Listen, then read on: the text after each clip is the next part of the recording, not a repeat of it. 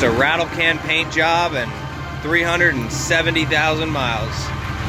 But if he doesn't, well, then we'll be taking this to North Carolina on Monday. I got the old BOL and Raycon, all that shit, and I have no idea what's under there. All right, guys, so this is day 2 of pretending to be a real hotshot driver. I don't know how to do that fancy thing they do with the straps.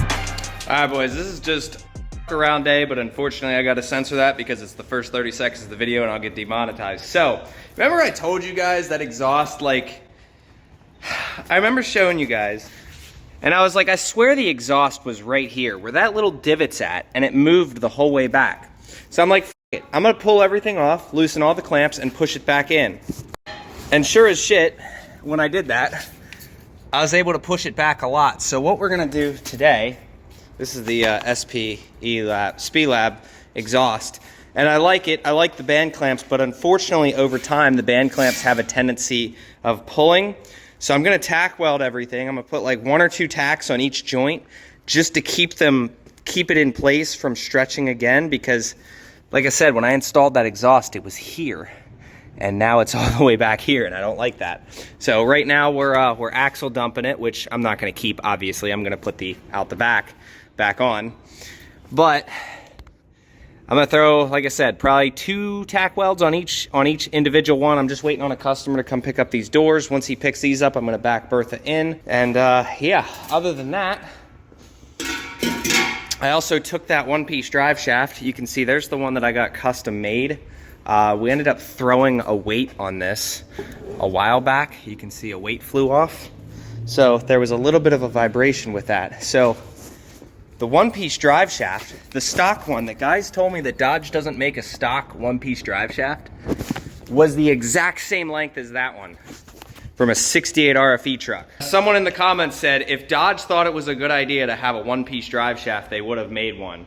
Well, that's a stock looking drive shaft. It has all the bends and elbows of like any of the other ones. Dodge made a one-piece drive shaft. That's wild to me. So I took it, I threw it on Bertha, and the vibration is completely gone, which is awesome.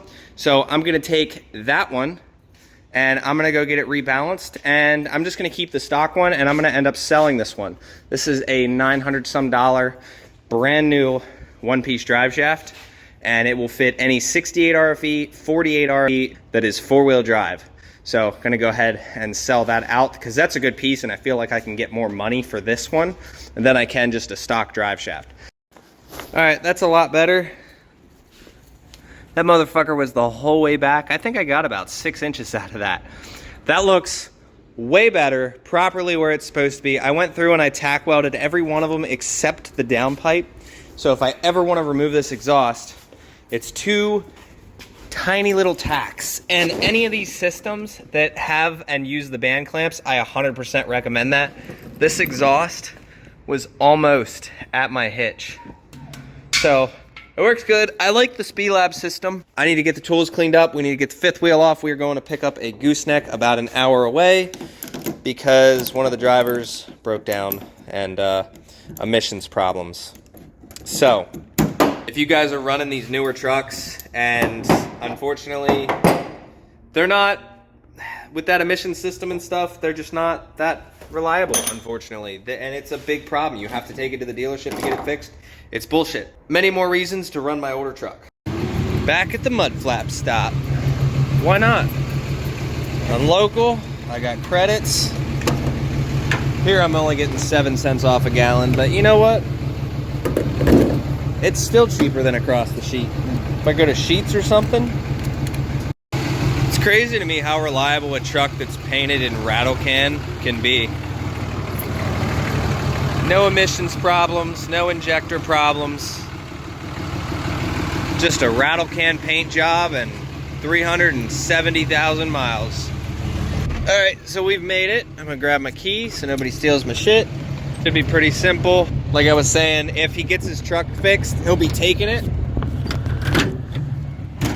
But if he doesn't, well, then we'll be taking this to North Carolina on Monday. So pretty simple. I'm not a tarp guy, so I don't know this shit, but this should be a 16K GVWR trail. Oh, I guess 14K, 14 GN. So we are well within our CDL limits. All right, we have attached to the trailer Neck sits pretty low on my truck, but if you don't do that, it's gonna scrape on the back half, so it is what it is. We got about 50 minutes till we're back at the shop. Make this hard left, and yeah, well, I'm gonna stop for some food probably. All right, so we made it. What was that?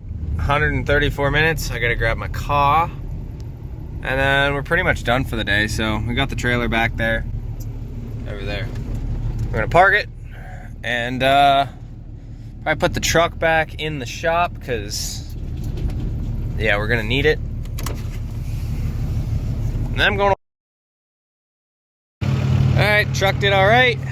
Like I was saying, if his truck gets fixed by the dealership, he'll be taking this. If not, then I'll have to take it down there. I don't mind it either way. But also, I don't like taking money out of people's pockets. But the broker did tell him it needs to be dropped by Monday, no matter what. So rather than make the company look bad and make it be a several-week endeavor, if it comes down to it, I will drop it off for them. And just like that, we are unhooked. And then I threw the bolts back in their little respective holes. That way I only got to take the head off. And then tomorrow, we're putting a transmission in. Or Saturday, one or the other. I don't know yet.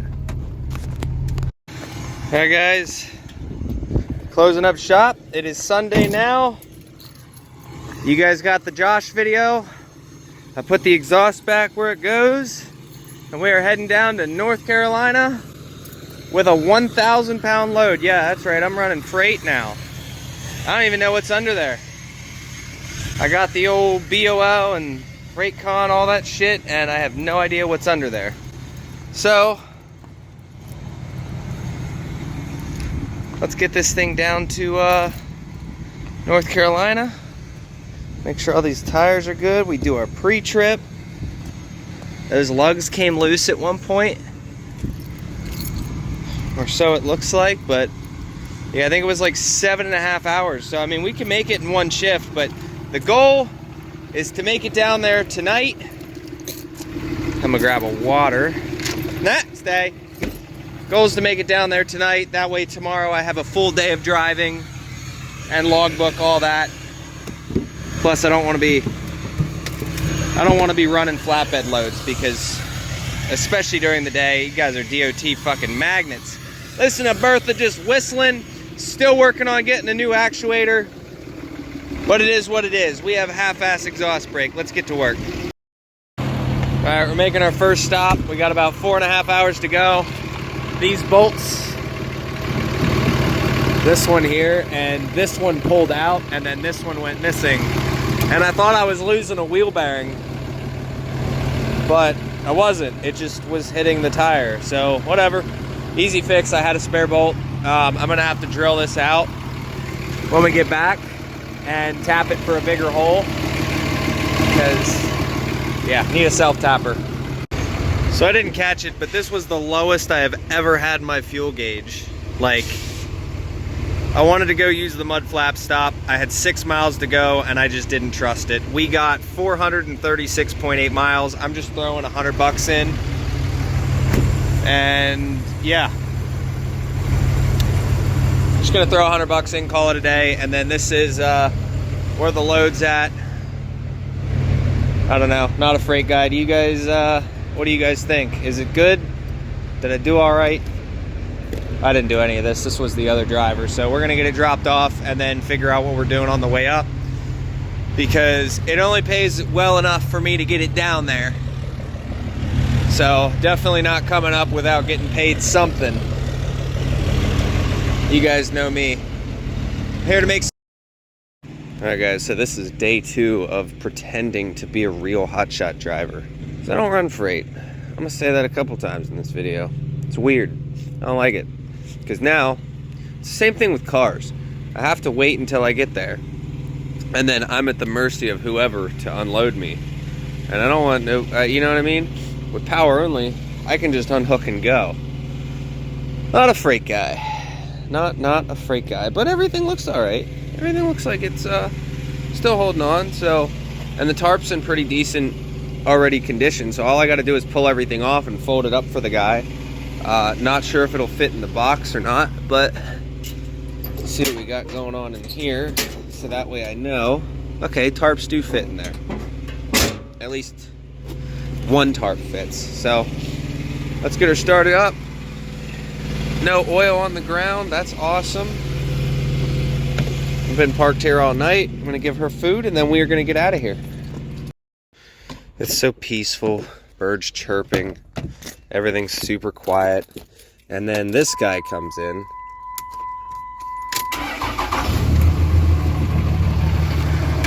Absolutely disturbs the peace.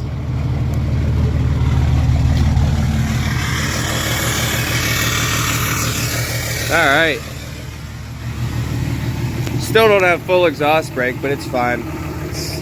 Still waiting on City Diesel.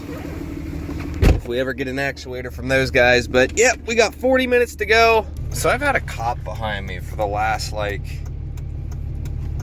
7-8 minutes, right? And then he followed me into this driveway and I'm like, well, that's suspicious. Are you just gonna pull me over or what? So I stopped here, I put my 4-ways on and he just drove on by. I'm like, it's weird. I'm in North Carolina though. I have no idea where I'm supposed to go. And I guess we start making phone calls.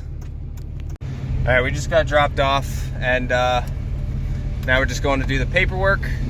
And guys, I'm gonna tell you, if you're running someone else's equipment, treat it with respect. This isn't my trailer, this is someone else's, and he broke down. And wait till you see what I did with his straps, tarps, and all that shit. It's been a minute since I've ever tarped anything, so I'll show you what we got. All right, we are done and out. BOL has been signed. I'm new to this freight ship, but dude, these guys were awesome. They got me in and out in no time at all. Couldn't even call the guy because they gave me the wrong phone number. I'm gonna show you what I mean. Check out, I wrapped up the tarp, I spread it all out, and then I folded it, and then we got his tarp. I don't know how to do that fancy thing they do with the straps, but I even took all of his stuff, put it in there nice and neat, because it's not my equipment and I like to take care of other people's shit. There's no side boxes, no damages on the trailer, so now we're either going home or I don't know yet, we'll see.